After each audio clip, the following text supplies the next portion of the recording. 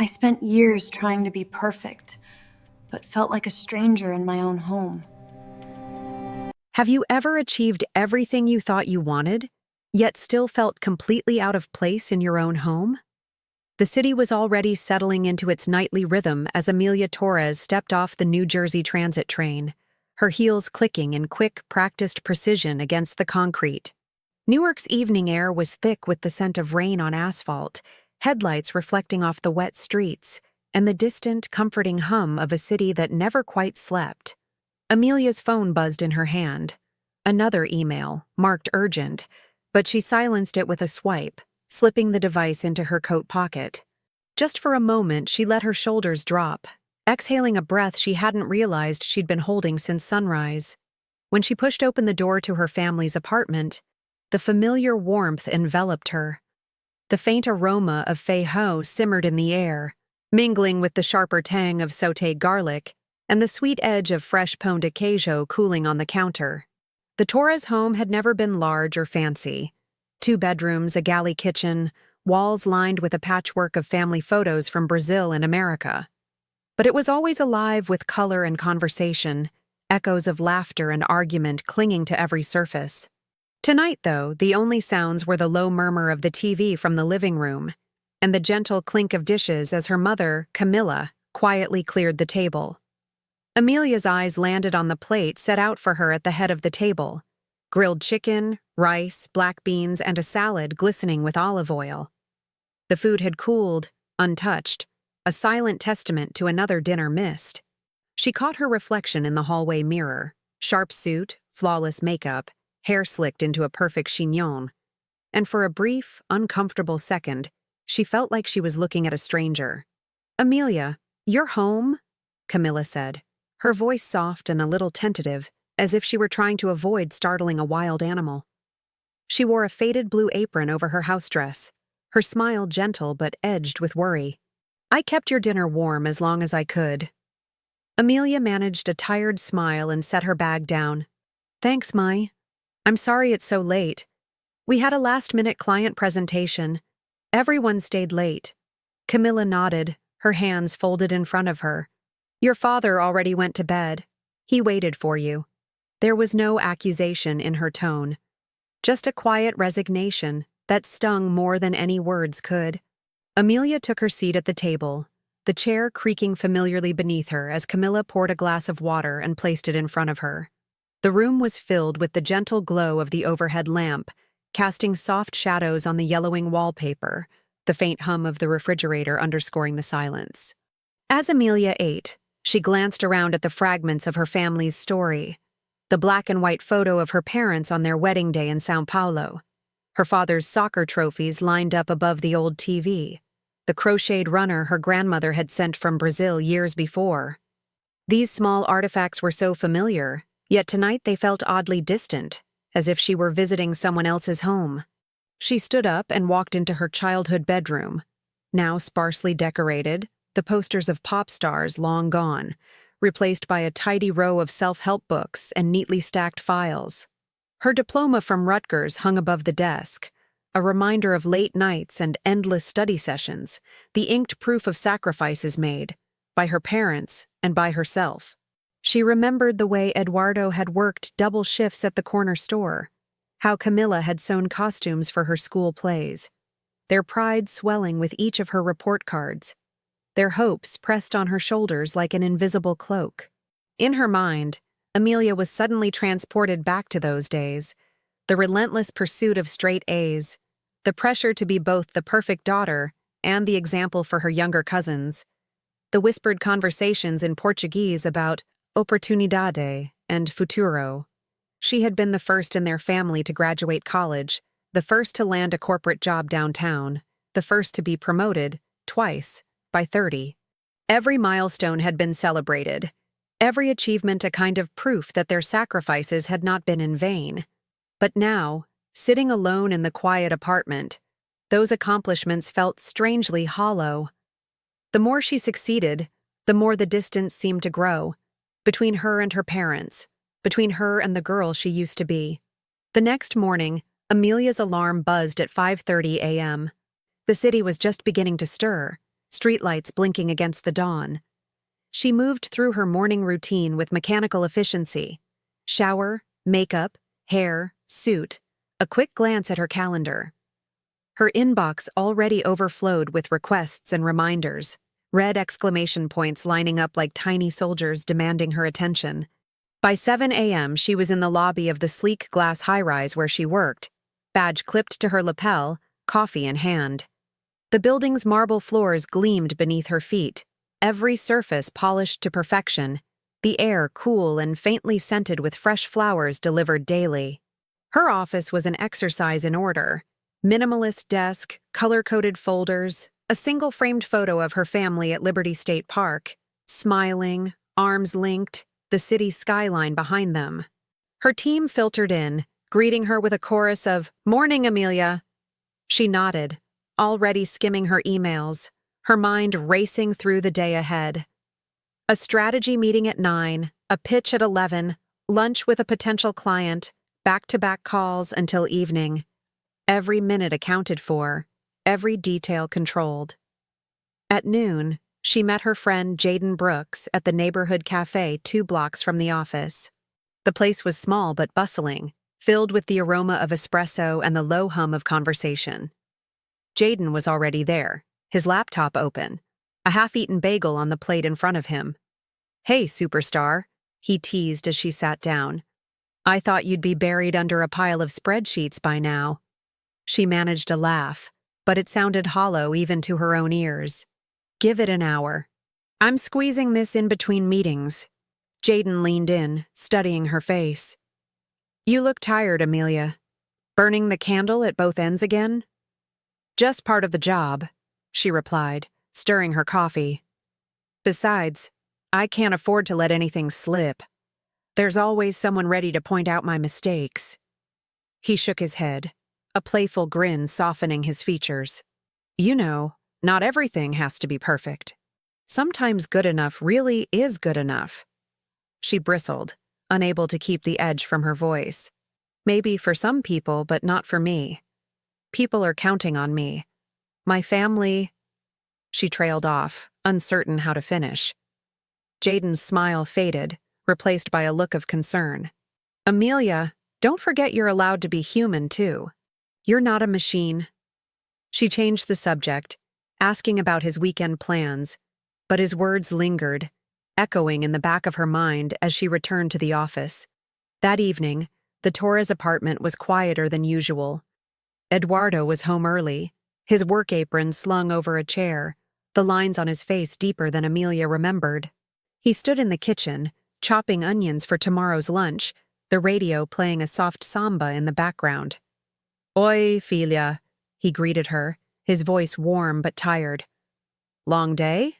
She hesitated, then nodded. "Always." He gestured to a plate of pastries on the counter. "Your mother made coccinha. She said you used to love them when you were little." Amelia picked one up, the familiar taste sparking a rush of memory. Birthday parties in their old apartment, cousins crowded around the table, her parents laughing and dancing in the living room. The memories were vivid, but they felt like scenes from someone else's life. Her phone buzzed again, another work message. She excused herself, stepping onto the small balcony overlooking the city. The skyline sparkled in the distance, the hum of traffic rising up from below. She glanced through the window at her parents, saw Eduardo and Camila moving quietly around the kitchen, their routines practiced and synchronized after decades together. She wondered, not for the first time, if she had ever truly belonged in this place. Had her need to be perfect, at school, at work, at home, built a wall between her and the people she loved most? Did her parents see her, or just the version of herself she put on display? She closed her eyes, the city's noise fading into the background, and let herself ask the question she'd been avoiding for years. What does it cost to be perfect? And who pays the price? Inside, the apartment glowed with the soft golden light of home. But Amelia remained on the balcony, suspended between two worlds, the life she had built, and the one she couldn't quite seem to return to. The city stretched out before her, full of possibility and promise. But for the first time, she wondered if she was chasing the wrong kind of success. As the night deepened, Amelia lingered in the doorway, torn between stepping inside and staying where she was. A stranger at home, an outsider in her own story, still searching for a place to finally let herself belong. Amelia's alarm dragged her out of a shallow sleep, the relentless buzz slicing through the thin veil of rest she'd managed. She blinked at the ceiling, trying to shake off the dream that always seemed to haunt her these days. Her family's voices echoing from another room, their laughter muffled and distant. It was 5:52 a.m. The city outside was still swaddled in gray, but Amelia's mind was already racing with the day's demands. She moved quietly through the Torres apartment, careful not to wake her parents. Their home was a patchwork of memories: faded Brazilian soccer jerseys framed above the dining table, a chipped ceramic rooster perched near the kitchen window, the faint aroma of last night's black beans lingering. Amelia paused, glancing at the Tupperware on the counter, her mother's attempt to save her a plate from dinner. The lid was slightly ajar, a post-it note stuck to the top in Camilla's looping script. "For you, Fila. Love, Mom." Guilt pricked at Amelia's chest. She'd promised she'd be home for dinner, but a last-minute call from her supervisor had kept her at the office late, where the only warmth was fluorescent. She peeled off the note and slid the cold rice and chicken into the fridge, the quiet click of the door closing louder than she expected in the still apartment. By 7 a.m., she was already at her desk, the office bathed in morning light that filtered through the glass high-rise. Amelia's workspace was as precise as she was. Pens arranged by color, folders stacked with geometric perfection, a single framed photo of her and her parents at Liberty State Park. 3 forced smiles, the city skyline behind them. The photo felt like a relic from another life. Her phone pinged with new emails, each one pulling her attention in a different direction. As the minutes bled into hours, the demands piled up. A last-minute product launch, a client presentation to finalize, an urgent call from her boss about the quarterly numbers. Amelia's fingers flew over the keyboard, her jaw set, her mind parsing through every possible mistake before it happened. But perfection came at a price. Around noon, her friend and colleague, Jaden Brooks, appeared at her cubicle, 2 steaming coffees in hand. Jaden was everything Amelia wasn't: relaxed, quick with a laugh, his tie always slightly askew. "You look like you haven't slept in a week," he teased, setting a coffee on the edge of her desk. Amelia managed a tight smile. "Just a busy season." Jaden leaned against the partition, lowering his voice. "You've been saying that for months, Ames. When's the last time you took a real break?" She hesitated, glancing at the clock. "Can't. Too much to do. If I slow down, something's going to fall through the cracks." He shook his head. "You're not a machine. You know that, right?" Amelia's laugh was brittle. "Try telling that to my inbox." Jaden gave her a searching look. "You ever think maybe you're setting the bar too high? For yourself, I mean." She bristled, hiding behind a sip of coffee. "I just want to get it right, Jaden. For my team. For my family." He softened. "Your family would rather have you than your perfect resume." Amelia looked away, her throat tightening. She knew Jaden meant well, but he didn't understand. Her parents had crossed an ocean so she could have chances they never had. Wasn't working this hard the least she could do? As the afternoon wore on, the pressure only intensified. Her supervisor, Lisa, swept by her desk just before Amelia could head out to lunch. "Amelia, do you have the revised pitch deck? The client moved the meeting up. Can you send it to me in the next hour?"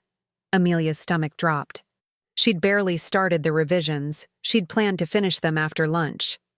"Of course," she replied, fingers already flying over the keyboard. She skipped lunch. An hour turned into 2, and as she juggled edits and emails, her mind fractured with the effort to keep everything flawless. By 3 p.m., her eyes stung, and her heart hammered in her chest. She finally hit send, only to realize too late that she'd attached the wrong file.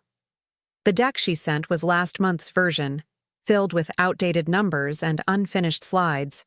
Within minutes, Lisa's email arrived. "Amelia, this isn't the right file. What happened?" A flush of panic surged through her. She scrambled to resend the correct version, apologizing profusely, but the damage was done. For the rest of the afternoon, a heavy silence hovered around her. The mistake echoed in her mind, each beat reminding her that despite all her efforts, she was still fallible. When Amelia finally left the office, dusk was already drawing its blue shadows over the city. The walk to the train station felt longer than usual. Her shoulders hunched against the chill as she replayed the day's events. She tried to call her mother, but hung up before the first ring. What could she say? That she'd failed at something so simple?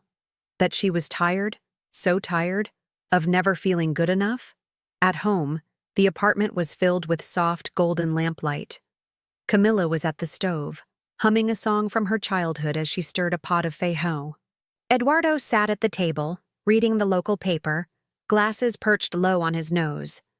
The warmth of the scene should have comforted Amelia, but instead she felt like an outsider looking in through the glass. Camilla looked up, eyes lighting with hope. "You're home early, Fila. Come, sit. I made your favorite." Amelia hesitated in the doorway. I have some work to finish." Eduardo set down his paper, his expression gentle but worried. "Amelia, we barely see you anymore. Saturday is your cousin's birthday. The whole family will be there. You'll come, won't you?" The invitation hung in the air, heavy with unspoken meaning. Amelia's chest constricted. She pictured the crowded living room, relatives she hadn't seen in months, all the questions about her job, her life, her future. She wanted to say yes. She wanted to belong. But the thought of their expectations, of disappointing them, or worse, of being seen for the mess she felt she was, made her voice catch. "I'll try," she said, forcing a smile. Camilla reached for her hand across the table. "You don't have to be perfect, Kirita. Just be with us." But Amelia couldn't meet her mother's gaze. She mumbled an excuse and retreated to her room, closing the door softly behind her. Inside, the walls were lined with reminders of her achievements. Diplomas, awards, certificates. A shrine to her endless striving. But they brought her no comfort tonight. She sat on the edge of her bed, staring at her reflection in the window. Her face looked drawn, the dark circles beneath her eyes stark in the lamplight. A text buzzed from Jaden. "You okay? Don't forget to eat something." She stared at the words, her fingers hovering over the keyboard. She wanted to tell him everything, to admit how lost she felt, but she couldn't bring herself to type the words. Instead, she sent a simple, "Thanks. You too." The next morning, the cycle began again. Amelia was the first to arrive at the office. She buried herself in work, determined to make up for yesterday's mistake. But every time someone glanced her way, she wondered if they were thinking about her slip-up, if her reputation was irreparably tarnished. Later that week, as the family celebration approached, Camilla and Eduardo tried again to draw her out. Camilla lingered in Amelia's doorway one evening, her hands twisting nervously in her apron. "Your father's making brigadeiro for Saturday. He hasn't done that in years. He misses you, Fila. We both do." Amelia turned away from her laptop, guilt blooming in her chest. "I know, Mom. I need to finish this project. It's important." Camila nodded, her smile tinged with sadness. "So are you." After her mother left, Amelia sat in silence, the weight of her choices pressing down on her. She couldn't remember the last time she'd laughed with her parents, the last time their home had felt like hers, instead of just another obligation. Sleep eluded her that night. She tossed and turned, her mind looping through every mistake, every missed moment. The harder she tried to be perfect, the further away happiness seemed. Even her dreams offered no escape. Only the muffled sound of family gatherings she watched from the sidelines. Days blurred together. At work, Amelia's perfectionism became a cage. She double-checked every email, redid every presentation slide, but anxiety gnawed at her. She worried she was falling behind, that she was letting everyone down. At home, dinners were quiet, her parents' concerned glances growing more frequent. One evening, Jaden caught up with her as she was leaving the office. The city lights flickered on beyond the glass, the streets below pulsing with life. "You coming to trivia tonight?" "Everyone's going." He offered her a hopeful smile. Amelia shook her head, exhaustion etched in every line of her face. "I have too much to do. Maybe next time." Jaden frowned, falling into step beside her. "Look, I know this isn't my business, but you can't keep this up forever. You're allowed to say no, to set boundaries." She stopped, staring out at the city. "If I stop, what if everything falls apart?" He was quiet for a moment. "Or maybe things will fall into place. Sometimes being human is enough." His words lingered as she rode the train home, the city lights blurring past. She thought about her parents, about the warmth she kept at arm's length, about the cost of her perfection. That night, as she sat alone in her room, Amelia finally let herself feel the ache she'd been holding back. She wanted so desperately to be enough, for her family, her colleagues, herself. But the harder she worked, the more she felt like a stranger in her own life. If you've ever struggled with balancing expectations and happiness, you're not alone. Hit subscribe and share your story in the comments below. Let's support each other on this journey to finding what truly matters. As Amelia stared at her reflection, the city humming softly outside, she wondered, how long could she keep living like this? Caught between who she was and who she thought she had to be. The answer, she knew, was waiting just out of reach.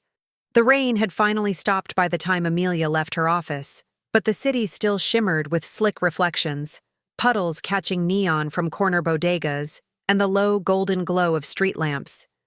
She hurried down Broad Street, the wind pressing her hair into her face, her mind racing with half-finished emails and the gnawing sense she was late for something more important than deadlines. Tonight was supposed to be different. She'd promised herself, and her parents, that she would be home on time for her father's birthday dinner. For weeks, Eduardo and Camila had planned a small gathering. Homemade pão de queijo, laughter around the table, a few aunts and uncles from down the hall. "Just family," her mother had insisted, voice light, but eyes searching. Amelia had smiled and said yes, even as her calendar filled up with back-to-back meetings and her phone pinged with after-hours requests. Now, as she ducked into the elevator of her building, balancing her laptop bag and a hastily wrapped gift, the numbers on her watch glared 8:23 p.m. She could already picture her parents waiting, the table set, the food growing cold. Guilt pressed down, heavy and familiar. The apartment door opened to a burst of warmth, spices lingering in the air, the clink of dishes in the kitchen, and voices just a little too hushed. Her mother's eyes widened, relief flickering before the practiced smile returned. Eduardo sat at the table, his birthday cake untouched, his hands folded tightly in his lap. Her aunts and uncles looked up, some offering gentle nods, others avoiding her gaze. "Disculpa, I'm so sorry I'm late," Amelia said, dropping her things by the door. She tried to sound cheerful, but her voice felt thin, too bright. Her father stood, the lines on his face deepening. "You work too much, Filha. Today was supposed to be special." A silence stretched between them, broken only by the hum of the refrigerator. Amelia forced a smile, moving to hug him, but Eduardo hesitated, his arms stiff at his sides. Across the table, Camila set down her serving spoon, eyes shining with worry. "We saved you a plate," her mother said softly, gesturing to a dish covered in foil. Amelia's chest tightened. She took her seat, aware of the way her family's conversation picked up around her. Stories in Portuguese she used to understand completely, now half lost, punctuated by laughter that felt distant. She reached for her fork, but her appetite was gone. Jaden's text buzzed on her phone, the screen lighting up with a simple message. "You okay? Need to talk." She let the phone face down, focusing on the swirl of voices and the ache in her throat. Eduardo cleared his throat. "When you were little, you used to help your mother make this cake. You'd cover yourself in flour and laugh so much. His voice was gentle, but there was an edge Amelia couldn't ignore. Now we barely see you. The table fell quiet again. Amelia stared at her plate, the steam already faded. I'm trying, Pi, she said, her voice barely above a whisper. Work's been complicated. I want to be here. I do. Her Aunt Marisa chimed in cautiously. You always made us proud, Amelia. But sometimes we miss the girl who used to dance in the living room. Camilla reached over, squeezing Amelia's hand. You don't have to be perfect for us, Carita. We just want you here. Amelia blinked hard, fighting the sting behind her eyes. The room felt smaller, the walls closing in. She wanted to explain about the pressure at work, the fear of letting anyone down, the way every small mistake felt enormous. But the words tangled in her chest. Instead, she excused herself, retreating to her old bedroom, the familiar posters and childhood trophies mocking her from the shelves. She sat on the edge of her bed, listening to the muffled sounds of her family in the next room. Her phone buzzed again. Jaden, persistent.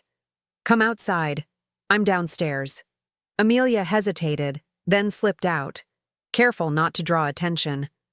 The cool air of the stairwell was a relief.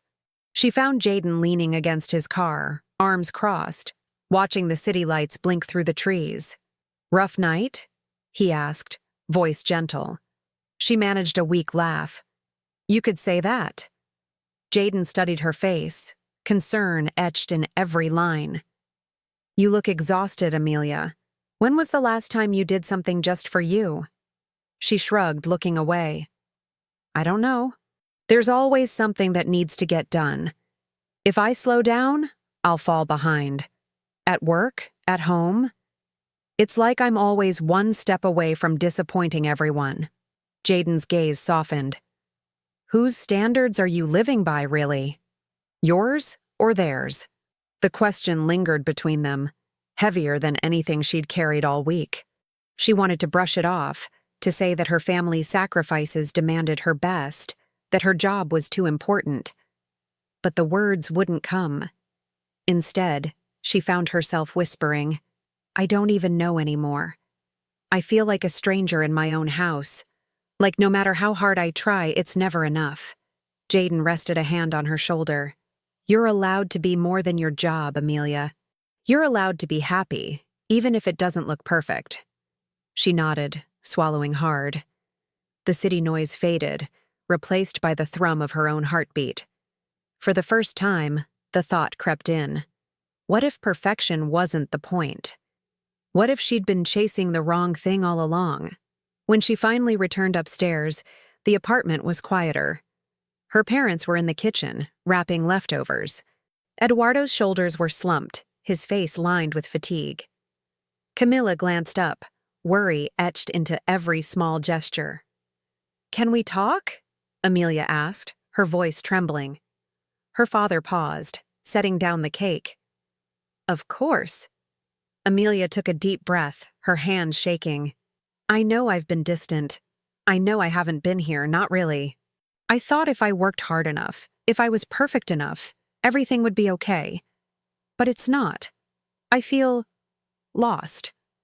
Like I don't belong anywhere. Not at work. Not here. I'm tired, Pi. I'm so tired. Eduardo's face softened, pain flickering across his features. We never wanted you to feel that way, Filha. We only wanted you to be happy. Amelia's voice cracked. I don't even know what that means anymore. I'm afraid if I'm not perfect, I'll let everyone down. That I'll let you down. Camilla stepped forward, gathering Amelia in her arms. You could never disappoint us. We love you, Amelia. Not because of your job, or your grades, or anything else. Just because you're you. Her father wiped his eyes, pulling her into their embrace. We're proud of you, always. But we miss you. The real you. For a long moment, Amelia let herself be held, the weight of expectation giving way to something gentler, grief for what she'd lost, hope for what might come next. She realized, with sudden clarity, that the perfection she'd chased had come at a cost. Her sense of belonging, her joy, her connection to the people who mattered most. She stepped back, brushing away tears. I think I need to figure out what I want, not just for work or for anyone else, for me. Eduardo smiled, the tension in his expression easing. That's all we ever wanted, Filha. Amelia drew a shaky breath, the apartment suddenly feeling less like a museum of old expectations and more like home. She glanced at the table, the half-eaten cake, the laughter beginning to rise again in the other room. For the first time in years, she felt a flicker of relief. Not because she was perfect, but because she was finally honest. As the night wore on, Amelia found herself drawn to the kitchen, helping her mother pack away food, listening to her father's stories. The walls seemed to expand, the air lighter, the distance between them shrinking with every shared smile. She didn't have all the answers. She wasn't sure what tomorrow would bring. But she knew one thing for certain. She was ready to stop chasing perfection and start discovering what truly made her feel at home. And that, she realized, was enough. Morning sunlight streamed through the Torres family's apartment windows, cutting soft gold lines across the kitchen table where Amelia sat, her laptop closed and pushed aside for the first time in years. The usual buzz of emails and calendar notifications was absent. In their place was the gentle clatter of her mother, Camila, bustling around the stove, and the low hum of her father, Eduardo, humming a tune from his hometown in Minas Gerais. The apartment, for all its modesty, felt fuller than it had in ages. Amelia wrapped her fingers around a mug of strong coffee, savoring the unfamiliar freedom of an unscheduled Saturday. The echoes of last night's conversation still lingered, her words tumbling out in a rush, her parents' surprised, then teary, then relieved faces. For the first time, she had admitted out loud that perfection had become a cage. I don't know how to be less than perfect, she'd whispered, voice trembling. But I don't want to feel like a stranger in my own home anymore. Now, in the gentle hush of morning, her mother placed a warm plate of pão de queijo in front of her, then sat down, hands folded, eyes searching. Eduardo joined them, his work apron exchanged for a faded soccer jersey. There was a moment of silence, heavy with everything unspoken. Amelia? Camilla began softly.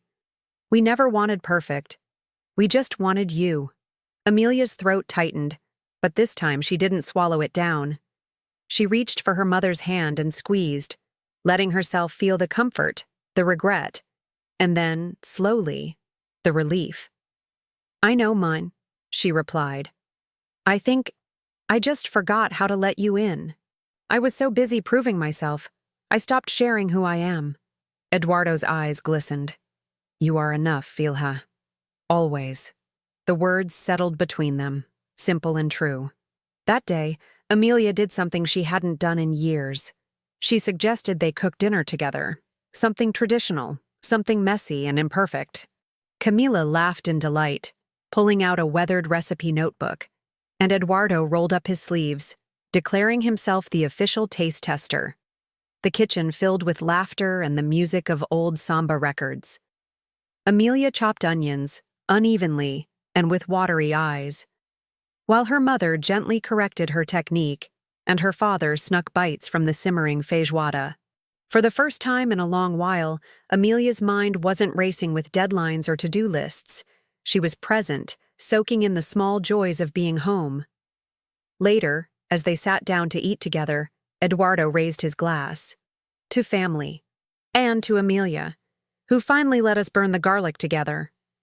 They all laughed, and Amelia felt warmth bloom in her chest, grateful and a little surprised by how healing it felt to be seen, flawed and real. The following week, Amelia faced her work with a new determination. Her old habits tugged at her. Stay late, answer every email immediately, say yes to every project. But she paused. At lunch, she joined Jaden at their favorite cafe, sunlight spilling across the table. Jaden sipped her coffee, eyebrow arched. So, you survived the family dinner? Amelia grinned.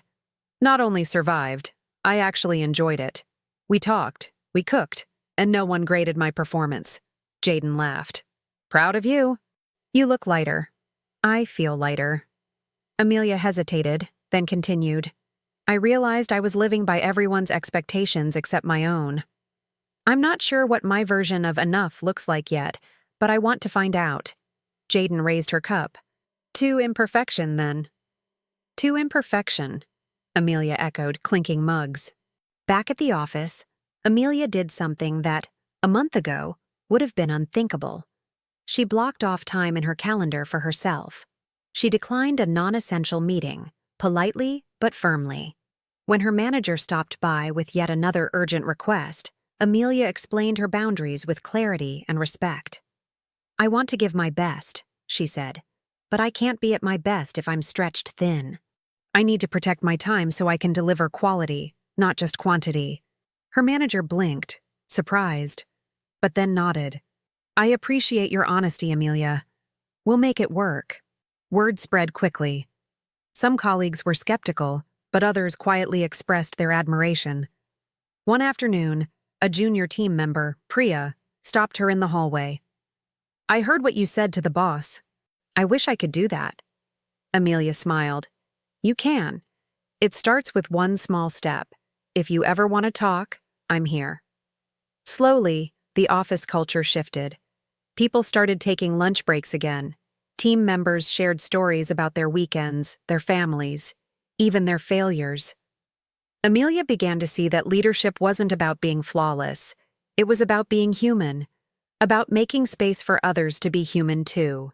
At home, things changed in subtle, powerful ways. Amelia started coming home in time for dinner a few nights a week, sometimes bringing stories from work, sometimes simply sitting in companionable silence with her parents. She learned to ask for help, to admit when she was tired, to let her family comfort her. Eduardo, who once worried he was losing his daughter to ambition, began inviting her to help him at the bakery on weekends. Camila taught her to make brigadeiro, laughing as Amelia's first batch turned into a sticky, lopsided mess. They created new traditions: Sunday afternoon walks in Branch Brook Park, movie nights with popcorn and guaraná, impromptu dance parties in the kitchen.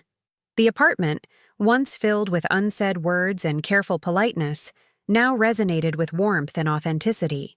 One evening, as Amelia set the table, she caught a glimpse of her reflection in the window, hair slightly disheveled, flower on her cheek, eyes bright. She looked like someone who belonged. She realized, with a quiet jolt, that her home had never asked her for perfection. It had only ever asked for her presence. As spring began to warm the sidewalks of Newark, Amelia found herself reflecting on the journey she'd taken. She understood now that striving for excellence wasn't the problem. It was believing that perfection was the only way to be worthy of love, acceptance, or belonging. She'd spent years chasing an unreachable standard, measuring her worth by promotions and praise. But the real cost had been the quiet moments she'd missed, the stories at the dinner table, the scent of her mother's cooking, the sound of her father's laughter. Letting go of perfection hadn't been easy. Some days, the old anxieties still nipped at her heels. But now, she had tools: a family who understood her, a friend who kept her grounded, and a growing confidence that enough was not a finish line, but a feeling. One Saturday, the Torres apartment buzzed with life. Amelia had invited Jaden over, hoping to bridge her worlds. Camilla and Eduardo welcomed her friend with open arms, serving steaming dishes and playful stories from Amelia's childhood. As the sun dipped below the city skyline, casting everything in a gentle orange glow, Amelia looked around the table and felt a deep, steady peace. She was still ambitious, still driven, but now she was also connected, honest, and whole. She wasn't a stranger anymore. And now, I want to ask you, have you ever felt like a stranger in your own life, chasing someone else's idea of perfect? What did you do to find your way back home, to yourself? I'd love to hear your story in the comments below. And if this story resonated with you, even in some small way, please give this video a like, subscribe to the channel, and turn on notifications for more real, heartfelt stories about finding your place and your people. Because sometimes, The bravest thing you can do isn't being perfect. It's being yourself. Thank you for watching.